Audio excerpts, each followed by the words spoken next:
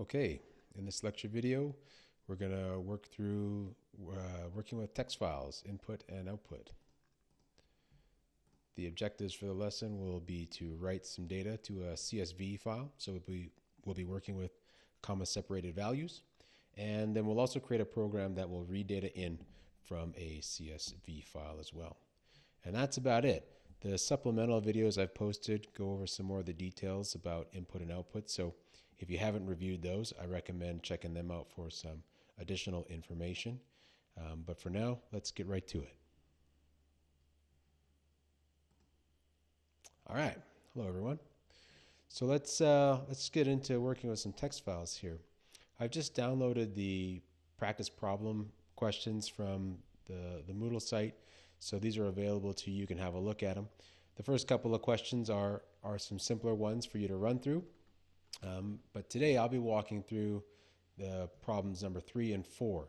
There's also a little bit more of an advanced questions 5 and 6 for you that are based on what we'll look at in this lecture video, and I'd encourage you to explore those as well.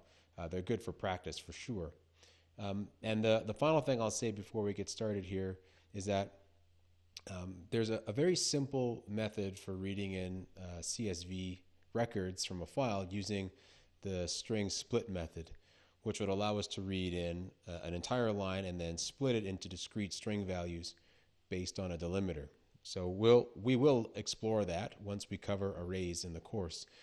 But for now, we haven't talked about arrays yet, so we'll just be working with what we know about strings and string methods, and we'll make that work for us. So the problem that we'll look at here first is problem number 3, where we're asked to create a program that will ask a user to enter a first name, last name, and an ID number. We don't have any stipulations about what the ID number consists of, so we'll just invent one. The 3 values should be written to a file in a CSV or comma-separated values format, and we should be asking the user for the file name. Okay, seems pretty straightforward, and in fact, this isn't really any different than the file output that we would have done in the supplemental video. We'll apply some try-catch exception handling to this version of it, but it's effectively the same idea. So we can get right to our planning phase for this one. I don't think we need to restate the problem. It's pretty straightforward. We're going to ask for some inputs and we're going to write them to a CSV file. And as far as modeling the problem goes, that's pretty straightforward as well. So effectively, we're going to have to get a file name from the user. We're going to want to get some input. So that'll be the first name, last name, and an ID number. And then we're going to write the input to a file. Okay, so that's basically, if we had to just quickly model this as a diagram or something, that's basically what's going to have to happen. We were not asked to repeat it in a loop or do anything like that. It just says get these inputs and write them out. One thing we will do in this example is we will open the file to write to, and we'll set a flag for appending to the file. So we could run the program multiple times, and then we could just continue to append data to the same file. We won't overwrite that file. We could prompt the user if they want to overwrite or append, but just to keep things simple and create a very simple program for us to just add records to a file, we'll just open it with the append mode set to default. So as far as planning goes, again, there are no algorithms or formulas or anything we need to concern ourselves with. It's going to be pretty straightforward. We can work with the variables that we're going to need. So we could declare a first name variable.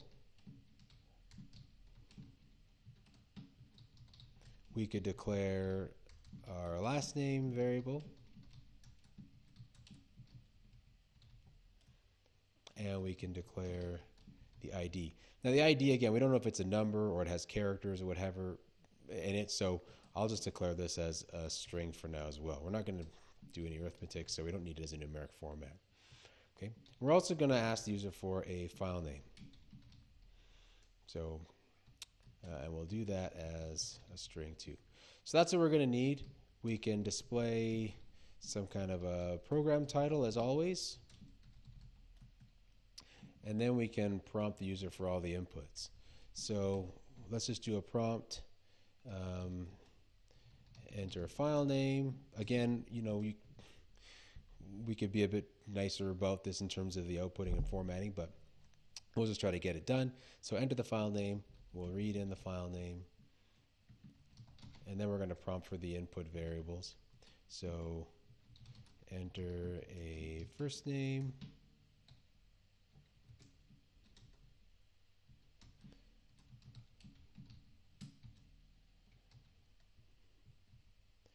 And we're going to get, a last name.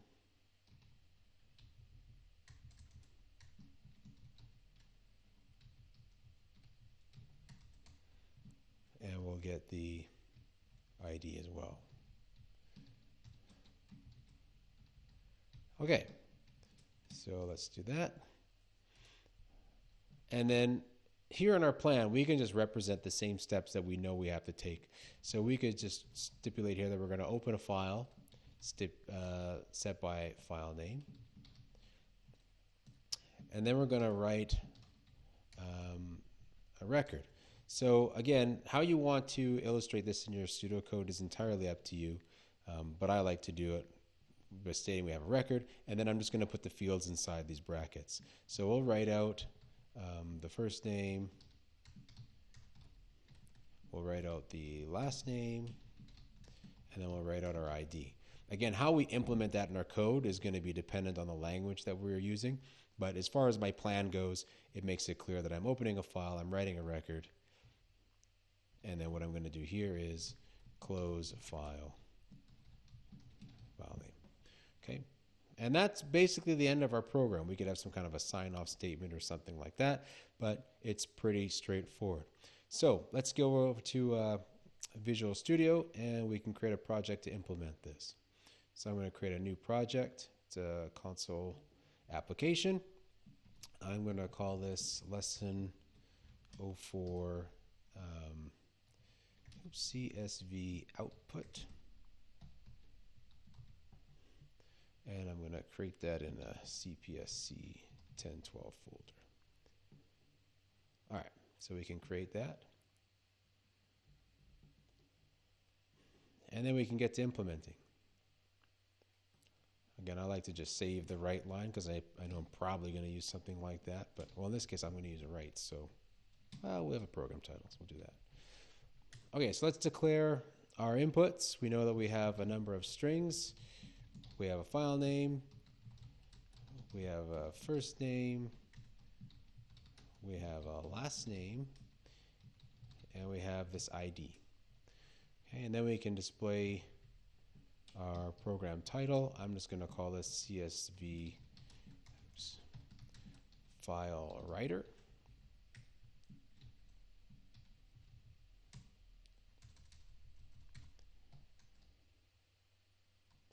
Okay, nothing too fancy, but it works.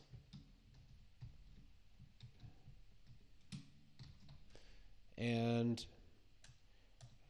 we're going to want to open a Streamwriter at some point in time. So I'm going to indicate here that we're using the namespace,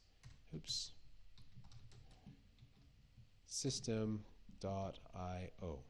Okay, again, sometimes you can get that automatically inserted by your Visual Studio. On the Windows version, that works. Mac, you might have to type it in. But it's important to know that when we want to work with files, we're going to be working with classes that are in that system.io namespace. So be sure that that's included at the very top. Okay, so the first thing we could do is we could prompt the user for some kind of a file name. So let's do that. Console.write. And we'll just say enter file name to save. And the file name is going to come in from our console. Okay. Now, at this time, if the file doesn't exist, we would expect it to be created, so we don't have to worry too much about that. But we are going to try to open an output stream to a file on the disk. So this is where, again, when we talk about exceptions, things could potentially go wrong because this now has to rely on something that's outside of our program. We don't have control over where the file exists, whether it's in a location that we have the permissions for or not. So we have to kind of deal with that a little bit. So one thing I'm going to do before I create the writer, let's just create a variable for it up here. So we want to create a stream writer. I'm just going to call it writer. And I'm going to initialize this variable with a value of null. Okay, and null is just a default value. It really means nothing. It's a pointer to nothing that you can assign to these object style variables, and you can use that as a default value to test whether or not you actually have an object to work with. So that's going to be quite useful for us. In some cases, it makes a lot of sense to initialize your variables. In others, it doesn't really matter. This is one where I'm going to take advantage of the fact that we can create a variable of this type, but we don't have to straight away assign it a valid kind of object value. We can just assign it this kind of nothing reference, and we can work with that. So once we have the writer variable, this is going to differ a little bit. If we go back to our plan here, we entered the file name, and then we prompted for the first name and the last name and all these other pieces. I'm going to switch that around a little bit here in my plan, because if for some reason we can't open the file, then I don't want to ask the user for the first name, last name, and ID. It doesn't make sense to ask for those things only to find out later that, oh, sorry, we can't write them to the file you want. So again, we don't have a loop to reprompt or anything like that. That's an exercise that if you wanted, you could take on. But for this simple example, I just want to be able to open the file and then write out some values. So what we can do at this point is we can try to open our stream writer. So we can try to assign writer a new stream writer constructor object here, and we're going to pass in the file name. Okay. Now, again, when we look at this constructor, we can see there's a number of exceptions that could be thrown. So really what we should be trying to do here is trying to execute this statement. So we can do something like follows. We can try to do this.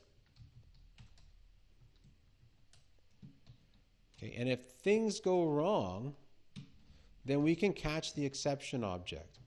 Okay, I'm going to give it a label of E so that I can work with it.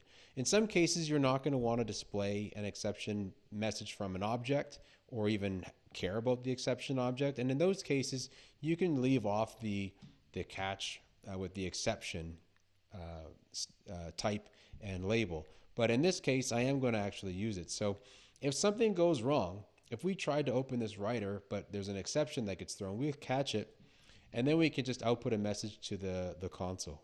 So let's just do a console write line. And here we can do something like, let's do string interpolation, and we can say something went wrong, and then we can display the message from the error object. So inside this catch block, because we only have access to this label E, this exception object inside the scope of this catch block, we can access it here, and then when you hit the dot operator, you'll see the different properties and methods that are available. Okay, and one of those properties is the message. Okay, and again, like it says here on the pop-up, it gets a message that describes the current exception. So any number of things can go wrong. We don't know which one of them will have gone wrong. So we can use the exception object and access its message and display that to the screen should things not work out the way we expect.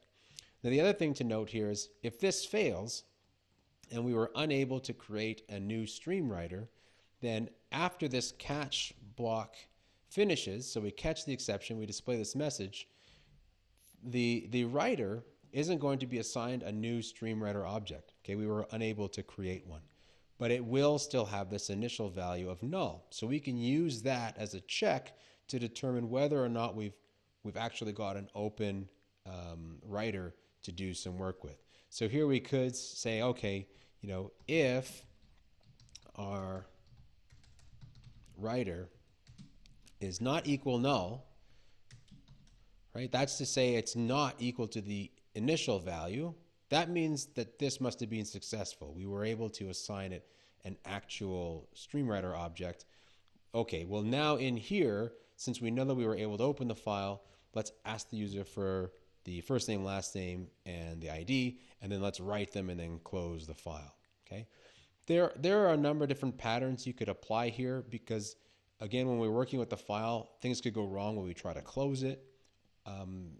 So you could have try catch all over the place. We could have done the try and then inside here, create the writer, write the record, and then close it as well. Those are all different options, but I just wanted to show you this pattern where we can initialize to null and then use that with some defensive programming techniques to write out some code. So if the writer is not null, let's go ahead now and prompt the user for our input. So let's do a console write. And we'll say here, enter first name.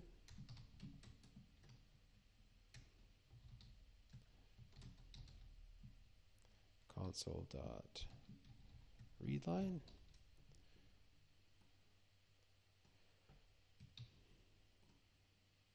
And then we'll do that,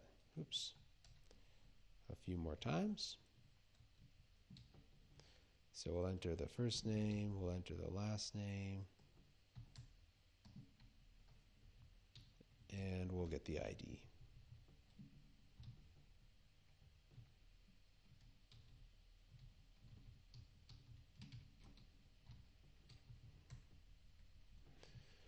Okay, so once we've captured these three values from the user, now we can write our record. So we go to our writer, we're going to write a line, and that line is just going to be our three values separated by commas. Okay, there's nothing magical about how we write this to the file. It's straightforward. You write it in exactly the way that you want it to appear. So let's use string interpolation to do this a little bit easier. So we'll just write out the first name. You could do last name, first name, it doesn't matter. We're not told what the format should be, so we'll just roll with this for now. And the ID. And that's it. That's going to write that record to the file that the user had entered. Okay, and that'll save it in the default location, which is in that bin folder that was mentioned in the supplemental video. So once we've done that, then we can close the writer. Again, this could potentially throw an exception. So when you try to close, you'll notice there's an encoder fallback exception, but we'll just leave it for now. We don't want another try catch here. We'll just deal with that later. But for now, this is pretty good. We've dealt with the important one, which is, could we even open and try to write to the file in the first place? If you look at the write line call here, we'll see we're not shown anything about exceptions, so we don't have to kind of worry about that at this point. And so that's that. So with all that in there, again, we can have a look at our plans. We've declared everything. We got a program title. We got the file name, our inputs, and then we were able to write out the record to a file. So let's give this a run, and then we'll see if we can't find our output file. Okay, so in this case, I'm just going to call it test.csv, and we'll enter our first name, Jane Doe, and we'll do a simple, straightforward ID number. Okay, so that ends the program. We don't have any messages to say goodbye or file is written to or whatever. We could do that, but again, just for time and demonstration purposes, we'll move on.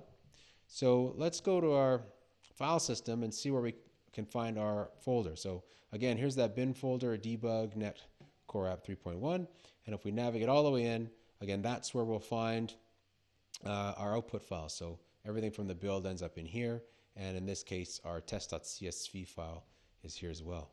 And if I just open that up quickly, we can see that it is recognized as a CSV file, and our files are written to it, Jane Doe and the ID number. Okay, if we want to open that up, I thought I could do it simpler that way. Let's just open this quickly with a text editor. We can see here is our record. So, right, comma separated values, pretty straightforward. If we had more records that we wanted to write out, again, we could have done this in some kind of a loop. So we could have opened the writer and here we could have had a loop, enter, do you want to enter another name? Yes. Okay, write this record. Do you want to enter another name? Yes. As many times as are necessary. Now, one thing I did say I wanted to do was to open the Streamwriter so that we could append. And right now, if we run this program again, it's just going to override the file, because right here we're just creating it with passing a file name. That's the default behavior. But if we provide a second argument, which is a Boolean value of true, you'll notice that will call the constructor with a different method signature. And we'll talk about method signatures in a lesson coming up here. But you can see here that this particular argument, if it's true, will direct the Streamwriter to append to the file and not overwrite it. So this is something that we can do. Let's save that. And so we'll try to write a second record to our file. So the same file, test.csv, make sure I spell that right. And oops, here we go. So that's the end of the second running of this program. Again, notice we modified the Streamwriter constructor to include true. And so now we go and have a look in our file. We can see that there are now 2 records in there. So the initial Jane Doe, and because we had the true argument here, it appended further writes, so we can keep adding to this file every time we run it. Now again, if you wanted to give the user the option of overwriting or appending, you could just simply prompt and then determine whether this should be true or false. But for now, again, I've demonstrated both. This program is pretty simple. We'll just say here that it's going to work this way and not really worry too much about it. Okay, so that's the example for writing out CSV records. It's no different than really writing out anything else to a text file, but for the format. So we're including commas here. Now, I didn't include a header record. That's something that could potentially be included as well, but that would be no different. We would just, again, write out the first record to the file with the desired headings for the fields that we'd want, and then the second and subsequent records that would be found in that file, we would apply those headings to those fields, kind of like column headings in a table. So again, there's nothing special about writing heading records to files. You just have to know that there's a header record in order to process it properly when you read data in from a file. So that's it for the problem that we were just working on. So I'm going to close this solution for now, and then go back to our file I/O problems. So that dealt with number 3. Let's go ahead now and look at question number 4, which is kind of the sister problem to number 3. So after we've created a program that allows us to create these CSV files, we're going to create a program that will read in and display the contents of a CSV file. Okay, and this is just a generic CSV file reader. It doesn't serve any purpose other than to read the contents in and display them. So in some cases, you'll develop an application where you know for certain the file format. You'll know that it's, for example, CSV with a header record, and there are 5 fields. So you can write a program to process that file in a very simple way, because you take for granted that you know how many fields are in a record, for example. But this program doesn't, or this problem doesn't say anything about that. It just says, for however many, fields are in a record, display them. So the idea is this: we prompt the user for a file name, and then we read in the records and display each using the following pattern. So for each record, we show a record with a count, and then for each field in the record, we show field 1, 2, etc., and we display the values for those corresponding fields in a record, where n represents any number of fields that happen to be in the record itself. So then I've given you an example. If we had a file with 2 records in it, like we can see here, running the program and reading in this file should display the following output. So we should see record 1, and then there are 1, 2, 3, 4 fields. So we see field 1, 2, 3, and 4, and you can see those are separated as output. And then there's a second record, so we see that here too. Okay, so again, reading input from a file is no different than what was shown in the supplemental file input video, but this is a little bit different now because we're not just reading in a value and displaying it. We're reading in a record or a line with fields that are separated by commas. So we have to do a little bit of processing on each one of those input lines before we can use the values in the program itself. So again, not a lot is going to go on. We'll just kind of overwrite what we previously had here. The model in this case really is, again, just get a file name, and then we're going to read records from the file, and I'll do it this way. Oops.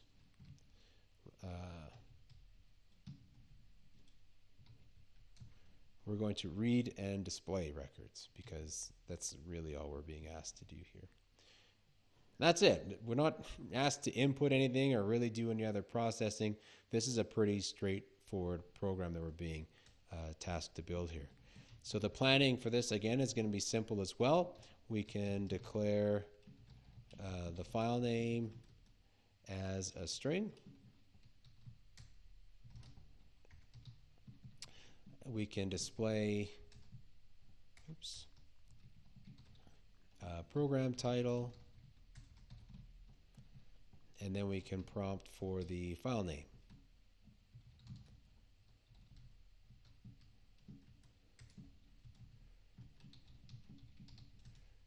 Okay, once we have the file name, we would open the file, in this case represented by file name, and we're going to read in the records. So here we might be a little bit more explicit about what exactly we want to do. So we're going to close file name, whatever it looks like. But in between opening and closing, we can indicate here that we want to say while not EOF or end of file, what do we want to do? So while it's not the end of the file, we want to read a record. We can indicate here that we don't know the number of fields. So if we knew we were reading in a record with first name, last name, etc., we could just indicate that here. I have no idea how many fields are in this. So I'm just going to put in a question mark.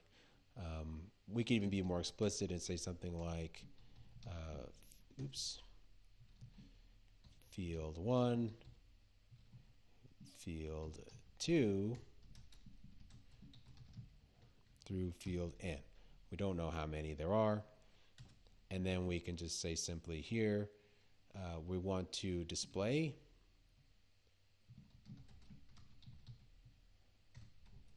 a record, and I'm going to want to display each field. So I might say something like fields 1 through n.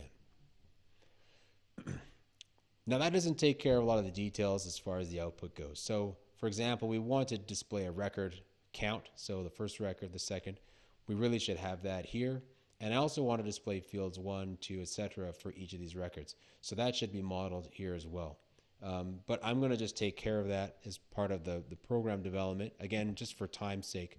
But know that I've already gone through this in preparation for the video. So while I'm going to kind of jump past this a little bit and just talk you through it as we implement it, do note that prior to doing this with you, proper planning kind of did go into thinking about, okay, where do we declare these counters? And so that'd be something to think about. But what I want to get across here as far as the planning is concerned is really just the general plan. So open, while it's not the end of the file, we read in the records and do what we need to do with them, and then we can close the file at the end. We don't have a priming read or anything because we're not told that there is a header record, so we don't have to include that in our planning. But again, we would come back here and worry about, okay, how do we display records 1, fields 1, etc. after the fact. So let's just start up another project. We'll get this going to make sure that it works, and then we can explore how we would implement the counts and the proper display. Again, it's sometimes a good idea to revisit your plan or make a very simple one, wrap your mind around kind of the basics of what's happening, and then worry about the details. So let's go back. Now we can create another project. I'm going to call this one Lesson 04 CSV input. And I'm going to create that in my CPSC 1012 folder again.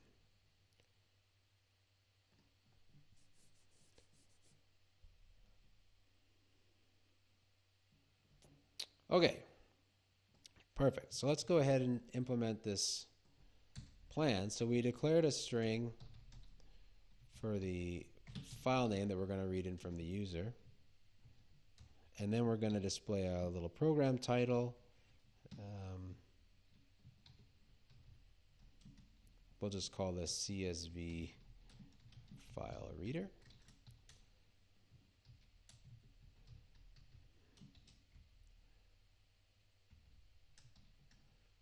Okay, there we go. And we can go right to town, prompt to the user, and work from there. So let's go console write, enter a file name. So we'll enter the file name to read. Be clear about it. And then we'll read in the file name.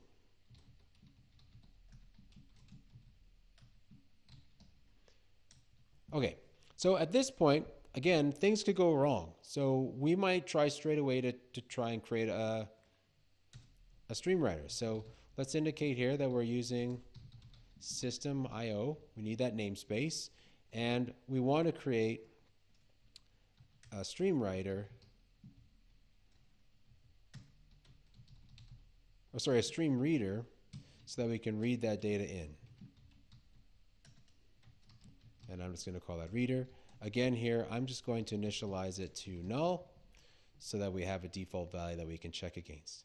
Now, one of the things that could go wrong is, based on whatever the user's typed in, we may try to create a new reader, but the file may not exist.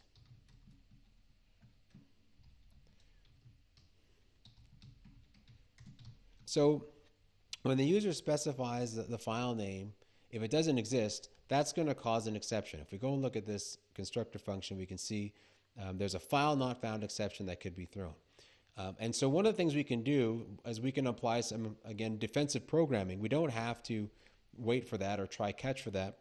There's a file class that we can use to check whether or not the file exists before we go ahead and try to create it. So we could just rely on try catch, but if we can, kind of prevent or defend against things with given constructs and classes and methods that are available, we should probably do it. So let's first of all do a check. Again, if file exists, and we could specify the file name here. If that's true, then we want to go ahead and create this new stream reader, right? We don't want to do that if the file doesn't exist, like can't create it, it's going to crash. So first of all, check. Okay, if the file exists, great. Then we can do some stuff. So once we've created this new file reader, we can go ahead and then we can try to read in the data files.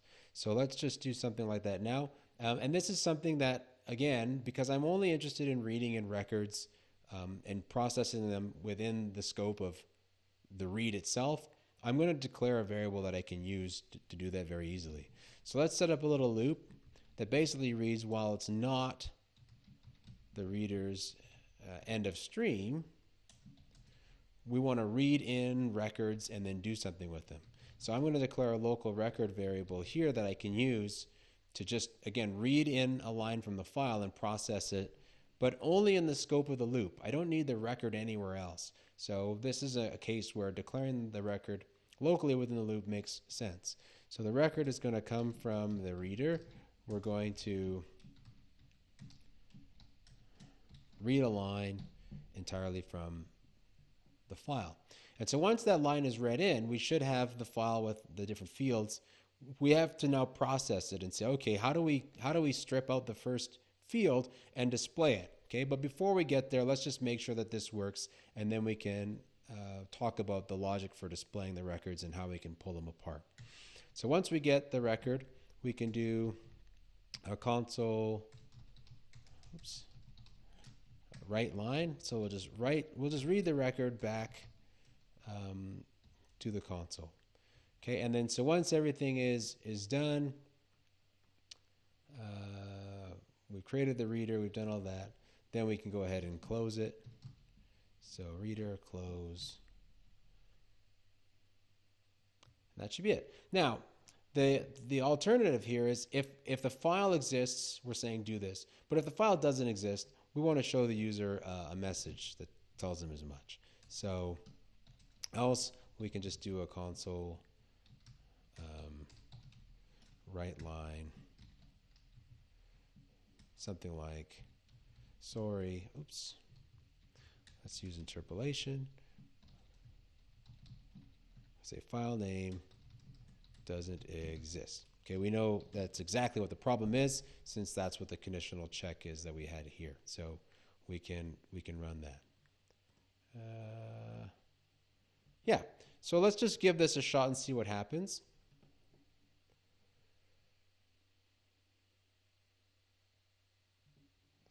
Okay, so if we type in some file that doesn't exist, so if I type in test.csv, this is a new project, so we haven't created this file yet. It tells us, hey, sorry, that file doesn't exist. Perfect, right? If we didn't have that there, let's just go ahead and do that now. If we didn't have this conditional check, so let's just comment this if else out. Okay, so this is what we're running.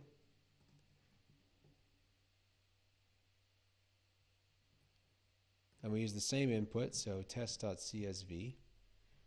Now we have a program crash, right? So now we're seeing that file not found exception. The program crashes. The user is going to be like, what is going on? This is crazy time. But we could have prevented that by just simply checking first whether it existed. Now it's true, we could have done a try catch for that as well, and we should still implement a try catch, but I wanted to show you how the file exists can be used.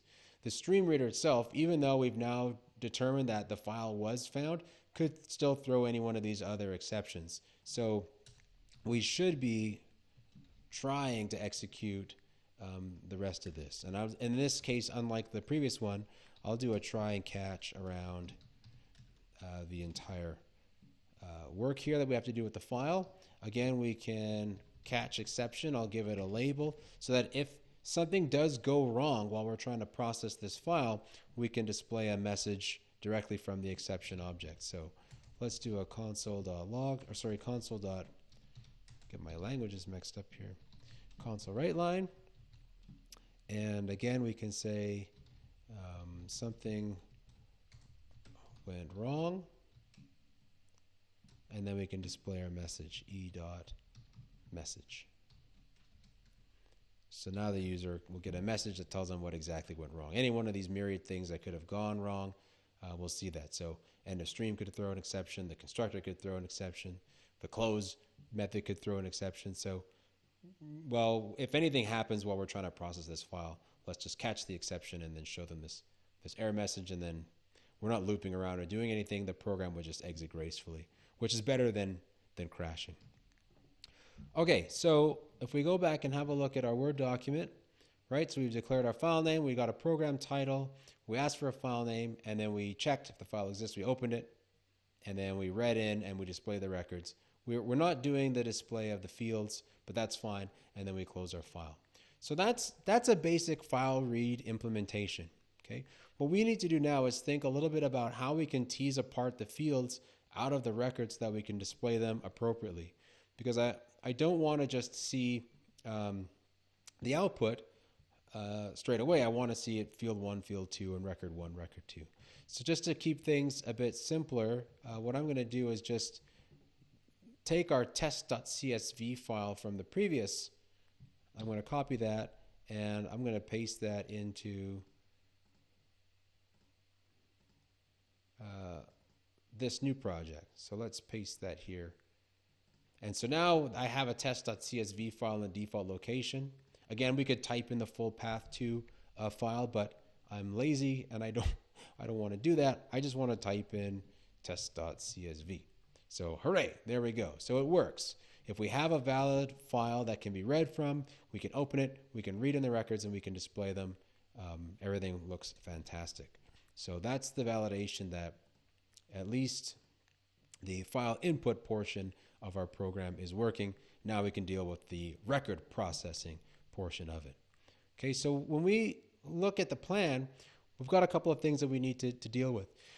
For each record, we want to display a record count. So like record 1, record 2, etc., etc. Okay, so we can declare that along with the top piece here. So let's declare a record count. Okay, and that'll be an integer because it's a whole value. It's 1, 2, or 3, and we can initialize that to 0. By default, we have not displayed any records. So that's fine. And so now, while it's not the end of the file, we want to do something, first of all, which is we have a record, so we can set our record count. I'm going to use plus equals 1. So we're going to add 1 to the record count, and then we're going to assign it back to record count, and then we can display record, and we can append or concatenate the record count. Okay, so that will take care of the first part of the display. If we look at record 1 or record 2, that's what this is going to do for us. So if we read in another record, it'll loop around, and then we'll increment the record count from 1 to 2, and then 2 to 3, etc. So that will take care of that. Okay, and then in here, when we read in the record, we need to for each one of these field values we're reading in, we need to have another count that we're going to only display here, a field count, if you will. The field count is going to go from 1 to 2 to 3, etc., etc. So we need to deal with that. It's just something that has to happen. And then we'll see some other issues that come up when we get into the programming piece of it. So let's just think about what that looks like. We now need some kind of a loop, and we need some way of determining when we read in this record, like how many there are. So the field count itself is not obvious. The way that I've created this pseudocode doesn't really lend itself well to what we're going to try to do, but that's fine. So rather than doing that here, since that processing is only going to happen with the reading of the record and displaying of the record, we can get rid of that, and I'm just going to leave this as display fields 1 through n, and then we'll deal with the implementation of that in the language, because it would be a bit tricky to do it here. It's going to be tied to however you try to implement that in your code. All I really care about here is that I'm now displaying record 1, and then I'm reading the record, and then I'm displaying the fields 1 through n, and then we're going to loop around. So this captures all of that quite nicely, and now we can deal with that in our code. So let's go back to Visual Studio where we can implement these pieces. So we've got our reader, that's fine, our file name, but we're also going to have now a record count. And we'll initialize our record count to 0. And we've asked for a file name. If the file exists, great, we're going to open the reader, and here where it says, wow, it's not the end of the stream, for now anyways, we're going to increment our count. So our record count will be plus equals 1, and we can display that first label. So we can do a console write line.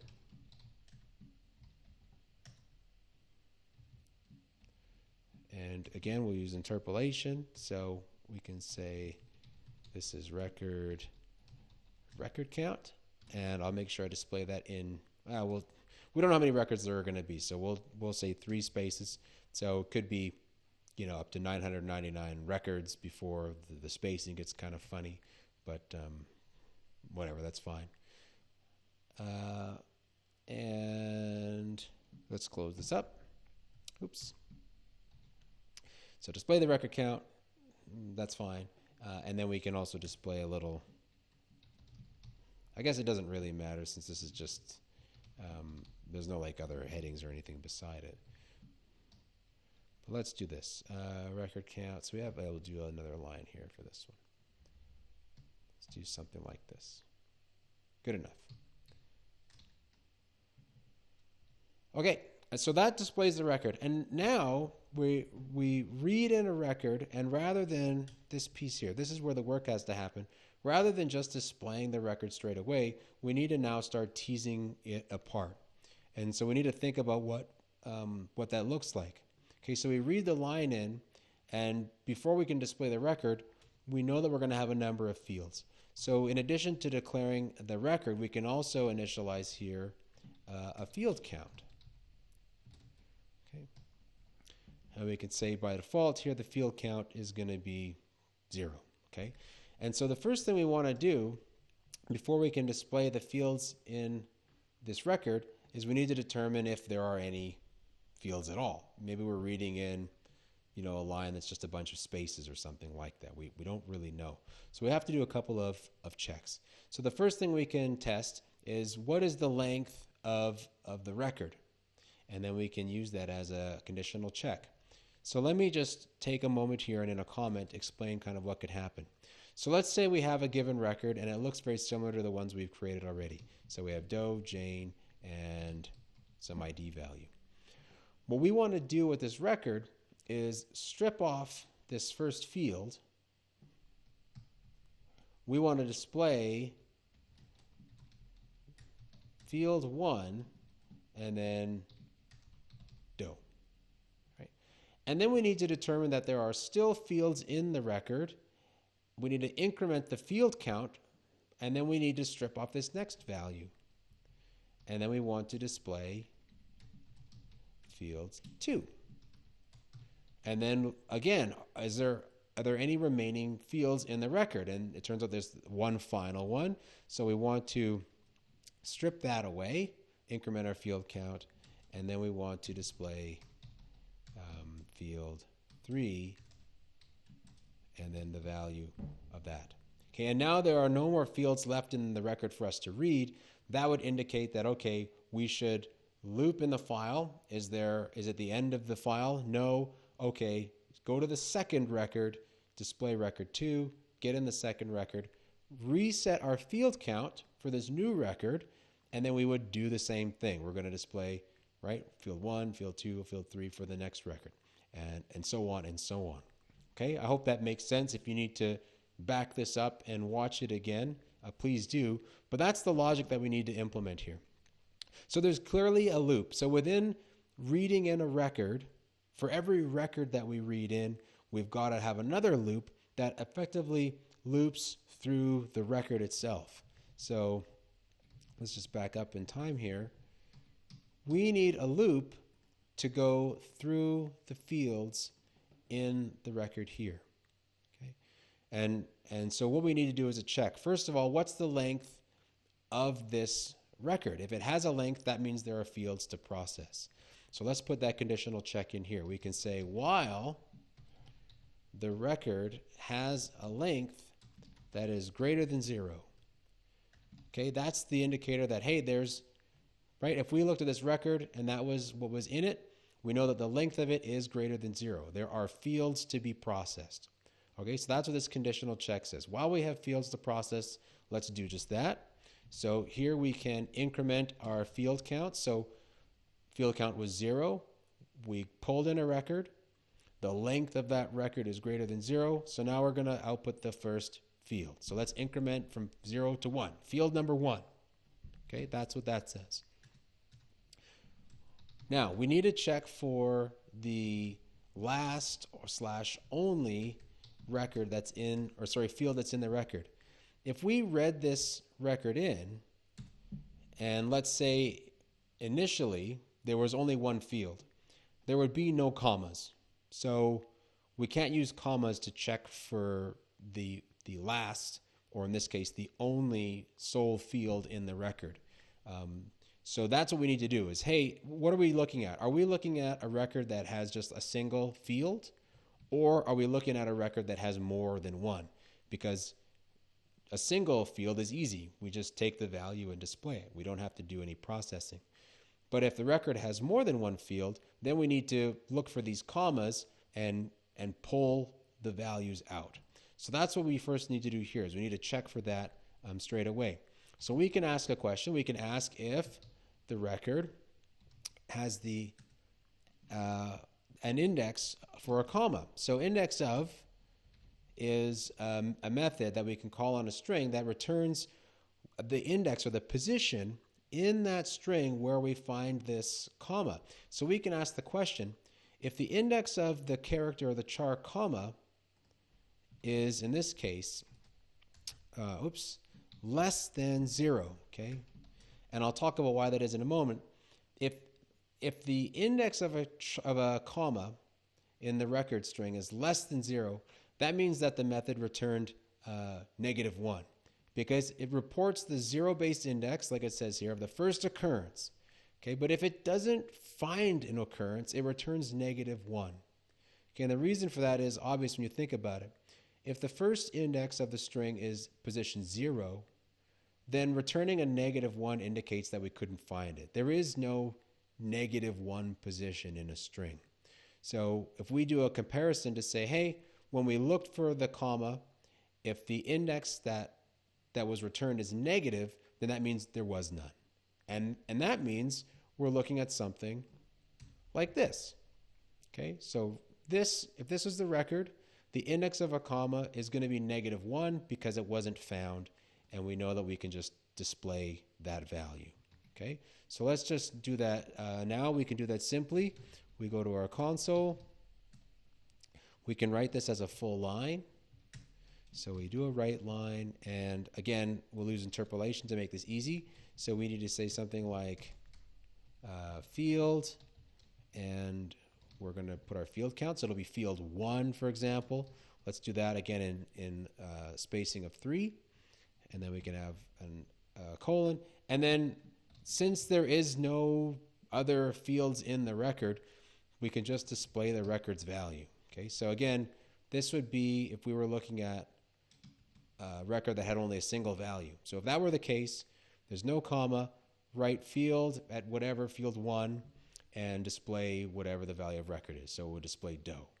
And that's basically it. And then once you've displayed that, since we've processed that field, you want to remove that field out of the record so we don't see it again. So the second piece here would be to clear the record. And we can do that easily by just assigning the record a new empty string value. That would wipe out this doe. And when we loop around again and we check, hey, what's the length of this record? Is it greater than 0? Well, no, because it's empty. And that will stop the processing of the fields. It'll allow us to, we don't have this write line anymore. Let's get rid of that. Loop around, get another record from the file if there is one, and then start that process over again. So that's if we have nothing in there, okay? But we do. So if we have Jane Doe, again, the original record, this isn't going to be true. So that works if there's one field or if we get to the last one. But when we first read the record in, the index of the comma isn't going to be less than 0, right? In this example, the index is going to be 0, 1, 2, 3, right? We're going to find it in the 4th position, 0, 1, 2, 3. And so that's not true. So we can go to the else, which is going to be, okay, we're processing a field. And what we need to do is we need to strip this field out of the string. Okay, and we can do that by getting a substring out of the full record string. We start at position 0, which is the D, and we want to end at the position of the first comma. And that will pull this value out. And then once we've pulled it out, we can display it or do whatever we want with it. But then we can do the same kind of thing we did here where we cleared the record. We can then remove it from the record entirely and then process the next field. Okay, so it seems like a lot of work, and it is, but it's not work that is beyond us, right? Knowing what we know already from what we've learned in the last couple of weeks, we can do this. So all we're going to do here now is, let's pull this out. So we can do a console write line. So it's similar to what we did before. Here we just wrote the record, but here we have to do a little bit more work. So we're going to still write a line. It's still going to be, for the most part, pretty similar to what we already had. Okay, so it's going to be field at whatever the field count is. So 0 plus 1 is 1, so field count 1. Okay, so field 1 is going to be, we don't display the whole record. The whole record is going to show Doe, Jane, whatever. So what we want to do is say, okay, give me a substring that begins at position 0. So a substring starting from here, okay, and it's going to run until we find this comma. And so we can specify that by knowing what the index is. So we want it to run for 3 characters, right? I know that because I can count D-O-E. Well, the index of the char is at position 3, which matches. And so we can just use that. So we can say here, start at 0 and run record index of, again, we'll look for that char comma value.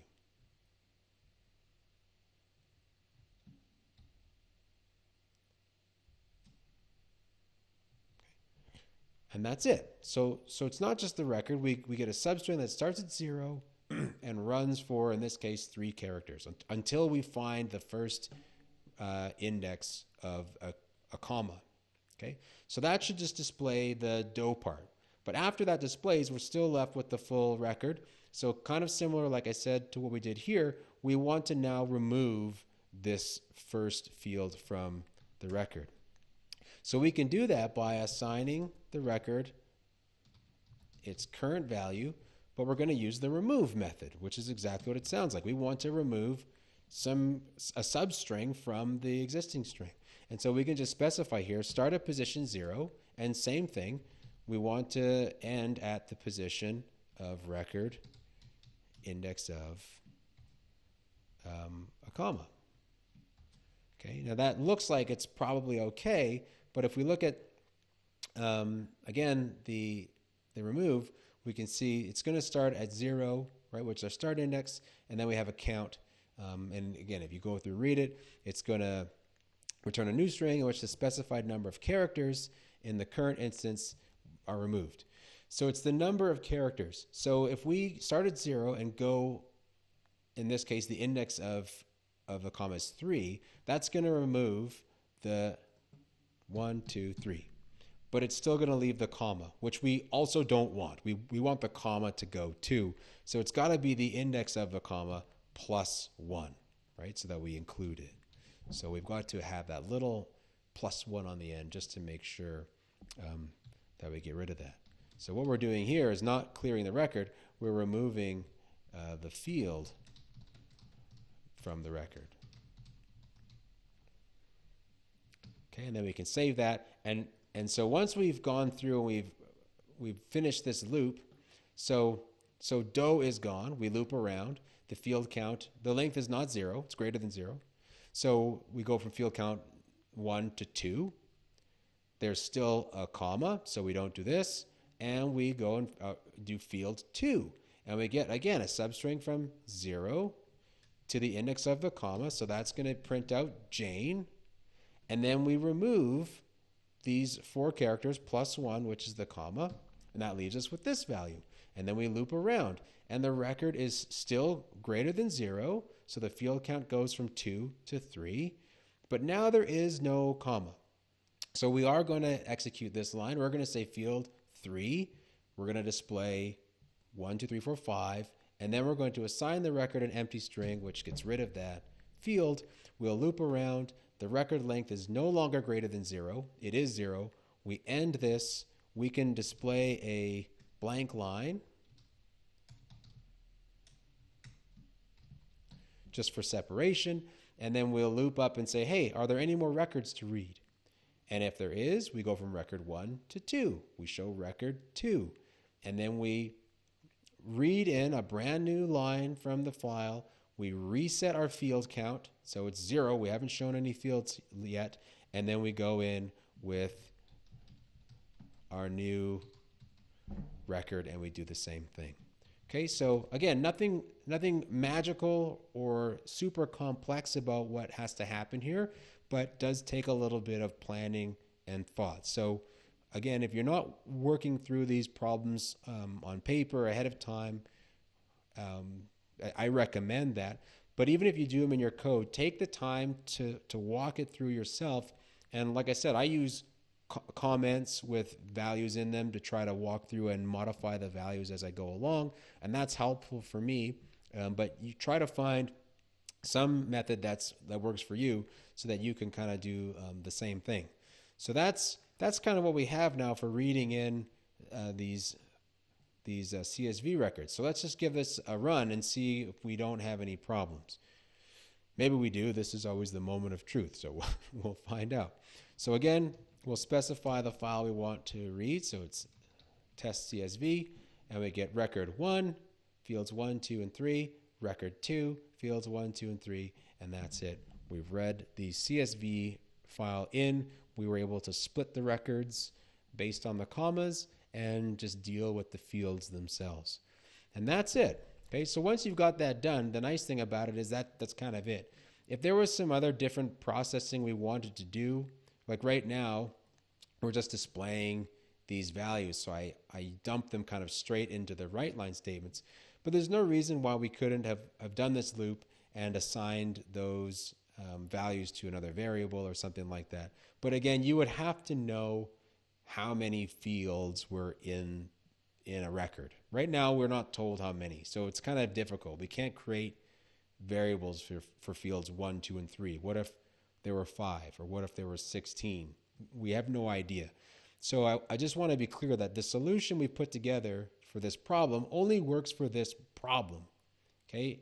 If you go to look at questions 5 and 6 in the problem exercises, you can use what we've done here to answer problems 3 and 4, but you're going to have to modify them. And I would argue that they're actually going to be a little bit easier because you're told explicitly that there are 3 fields in the file. So you can create a variable for first name, last name, and ID. And rather than even having to do this loop, you could just straight away get a substring 0 to the index of the comma, assign that, for example, to first name if that's the first field, and then just remove it, and then do the same thing for last name, and then remove it, and then just assign your record to ID, and you're done. You don't even need a loop. So when you go to attempt problems 5 and 6, just take that with you, okay? Know that what I'm saying here is those problems, well, specifically 6, should be simpler to solve than the one we've done together. I've chosen the more difficult one to walk through with you, but you should now be able to go and attempt that one for practice, and I'd recommend it. Now, in a little bit, we're going to be learning about arrays, and like I mentioned earlier, there's a split method on strings that works really well for this. The split method effectively allows us to kind of get rid of this entire loop with decisions and checking for commas. But again, this is still good in terms of value working with the control structures. So we've got loops, we've got decisions, and we're also working with strings and understanding how strings work and index values and finding characters within strings. So this is a really good one.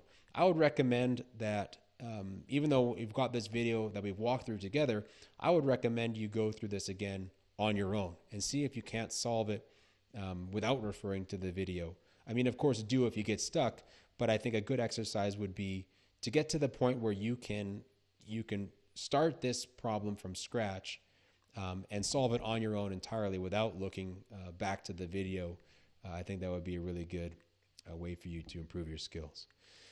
So I think that covers what I wanted to do in this video. So we've looked at CSV file output, but also CSV file input.